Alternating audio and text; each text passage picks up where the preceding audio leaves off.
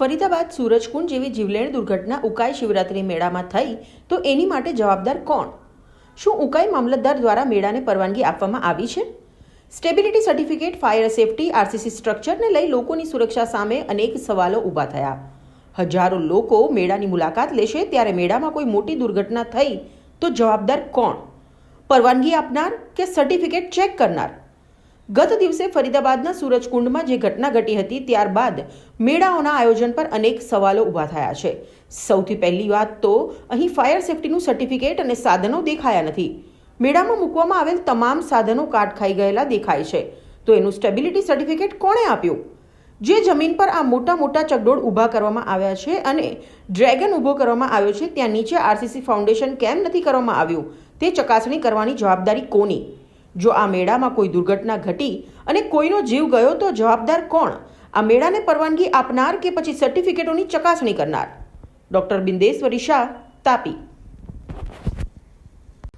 મિત્રો, અત્યારે અમે લોકો ઉકાઈ તાલુકાના ભુરીવેલ ખાતે જે મેળો આવેલો છે, જે શિવરાત્રી નિમિત્તે દર વર્ષે લગાવવામાં આવે છે, ત્યાં આવ્યા છે. થોડા દિવસ અગાઉ હરિયાણાના એક શહેરમાં લાગેલા મેળામાં આ પ્રમાણેનો જે ઝૂલો હતો એ આખો ઝૂલો તૂટી પડ્યો હતો. એના સ્ટ્રક્ચર ખરાબ હોવાના કારણે, એનું ફિટનેસ ખરાબ હોવાના કારણે તૂટી પડ્યું હતું.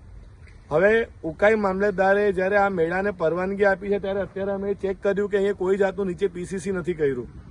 એટલે આજે સાધનો જેના પર ઊભા છે નીચે કોઈ પીસીસી કરવામાં નથી આવ્યું. કશે પણ ફાયરની સુવિધાઓ દેખાતી નથી. તો આને એનઓસી કઈ રીતે આપવામાં આવ્યું? આનું ફિટનેસ સર્ટિફિકેટ ખરેખર ચેક કરવામાં આવ્યું છે કે કેમ? આટલા બધા બ્રેક ડાન્સ છે, અલગ અલગ ઝૂલાઓ લગાવવામાં આવ્યા છે, આટલું મોટું ચકડોળ લગાવવામાં આવ્યું છે, ત્યારે ખરેખર આનું ફિટનેસ સર્ટિફિકેટ આ લોકો પાસે છે? ફાયરની સુવિધા કશે દેખાતી નથી.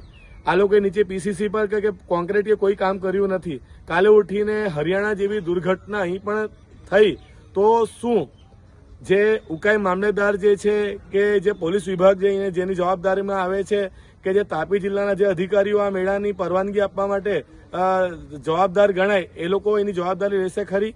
કોઈ આવી દુર્ઘટના અહીં ઘટી અને જો લોકોના જીવ ગયા તો એની માટે જવાબદાર કોણ ગણવામાં આવશે? એ સૌથી મોટો સવાલ અહીં ઉભો થાય છે. ત્યારે આ મેળાની પરવાનગી કોના નામની આપવામાં આવી છે, કયા આધાર પુરાવા પર આપવામાં આવી છે, એક તપાસનો વિષય છે. અને જો અહીં કોઈ જીવલેણ ઘટના થઈ તો એની માટે જવાબદાર કોણ, એ પણ એક તપાસનો વિષય છે. હું બિંદેશ્વરી શાહ, સત્યજય ન્યૂઝ, તાપી.